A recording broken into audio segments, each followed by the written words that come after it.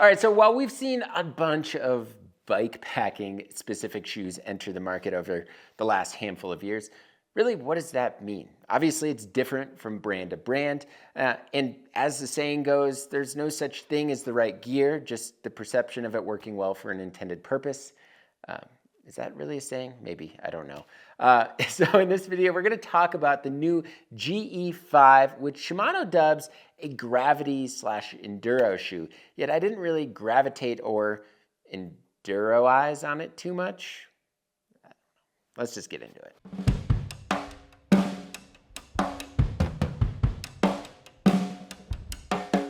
So before we dive into it, I just want to let everybody know that this video is supported in part by Surly Bikes. Surly, they make serious steel bikes for people that don't take themselves too seriously. They make bikes that are versatile and durable that can be dressed up or down for commuting, bike packing, ATVing, gravel grinding, or whatever you call fun on two wheels. With 15 original dirt-friendly platforms, they offer something that fits just about anyone for any style of riding. So for more about Surly, make sure to click this card right here, or you can also find a link below. Ever since I started testing my first lace-up cycling shoe in years with this thing right here, the Pearl Izumi Canyon SPD this spring, I've realized that lace-ups, although maybe a dying breed in the cycling world, are fantastic. They let you slow down, enjoy the simple pleasures of tying a double knot, and really let you kind of fine-tune the fit more than most shoes out there. But equally as important as riding comfort to me is comfort at camp. So Miles recently did a lightweight camp shoe roundup on BIKEPACKING.com. And while I may one day join that crowd, I never really found the need to bring another shoe. And while there may be situations where it would certainly be nice, the trade-off of packing them and adding extra bulk and weight is not really worth it to me. Yet, at least. Finding a shoe that works for lacing them up in the morning to taking them off at night after I jump in the tent is what I find worthy. All right, so the GE5 certainly looks kind of similar to the Pearl Izumi X Alp Launch SPD shoe. And while Shimano sold Pearl Izumi back in May of 2022, these designs usually are years in the making, so this may or may not be a coincidence. But I really do like the look of the GE5, the canvas upper and the matching laces. Yeah, it looks slick. And while the fully black colorway it's fine, it's nice, I really enjoy that sage and light green and the women's denim colorways. The black canvas upper certainly has started to fade, but overall it's held up great. Well, except for that one time when I wedged my foot between a rock at high speeds. Yeah, the shoe nor my foot were very happy after that one. But now I have a nice little reminder on the shoe. Would this have happened to the leather upper on the GE7? Hard to say, but probably not. So throwing the shoes on was super easy. Tightening and loosening the laces was effortless. The shoe comes with some grommet, so it's super smooth even after the laces got all grimy from months of use. I would say the lace setup is much more user-friendly than the Pearl Izumi Canyons, which do not come with grommets. And the extra Velcro strap here does a fantastic job of hiding your double knots. In my case, I always use a double knot. You use a double knot. It doesn't really secure the shoe to the foot, but it hides the laces, which is really great. So the thing I noticed right away from putting this shoe on was the roominess in the toe box. From being clipped into my SPDs to walking around, I had a noticeably larger toe box area compared to all the shoes I own, or at least have tested in the last few years. But the interesting thing here is that it didn't really create extra wiggle room, but rather width while keeping my foot kind of positioned where it needed to be for riding or hiking or walking.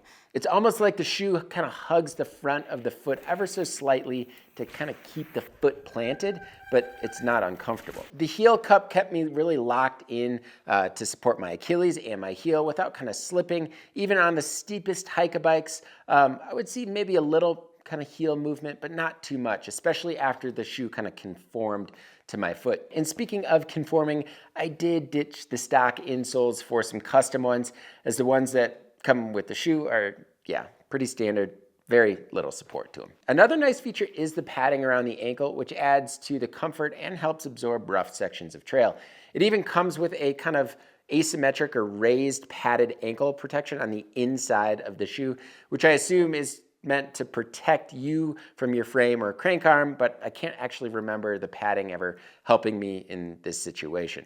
So while I'm always skeptical about shoe technology, is how much can actually be done to a shoe, Shimano might be onto something with their Torball 2.0 midsole. So Shimano basically positioned slits on the outer side of the shank plate. These slits are engineered to enhance pedal grip and foot position as the insole kind of digs into those slits. When combined with the EVA foam layer, the outer sole edge flexes and absorbs rolling motions, resulting in improved stability and enhanced performance in control. I was initially thinking maybe this was due to just the wider foot box. It gave me a little bit more stability.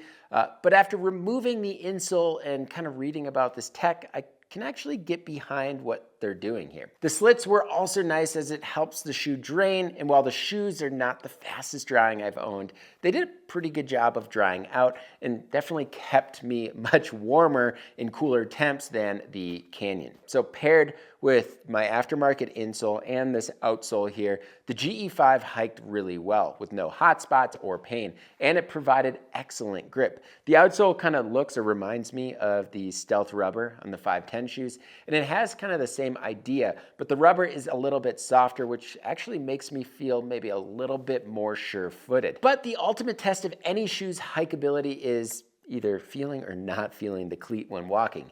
So even when positioned all the way back on the cleat plate, the cleat was very well protected and didn't bother me at all while I was hiking. But when I clipped in, the nylon shank was stiff enough to not feel the pedal under me and offer plenty of power transfer while still having a proper amount of flex for those hike bikes. The shoe comes with an outsole stiffness of 5 out of 12 on the Shimano scale, and it still kind of feels rather stiff, so I can't even imagine what 12 is.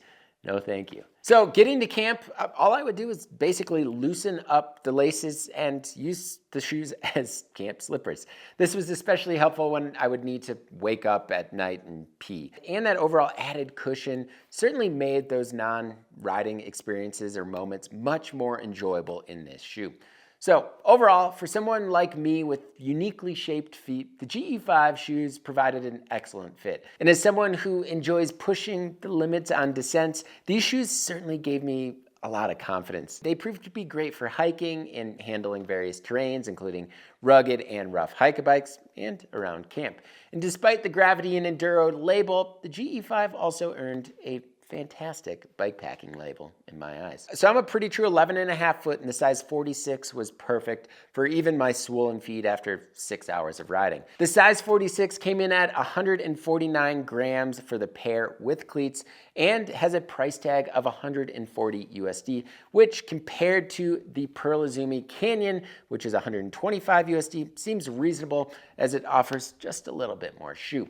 So what are your thoughts on the Shimano GE5? Let me know in the comment section below. And if you like what you saw in this video and want to see more like it, please hit that subscribe button and notification bell. And consider joining the Bikepacking Collective. Support from our members helps sustain this channel and really everything we do here at BIKEPACKING.com. The Collective has a lot of awesome perks, including the twice annual Bikepacking Journal. So for more details, click on the card in the top right corner or find a link below. As always, thank you all so much for watching, and until next time, pedal further.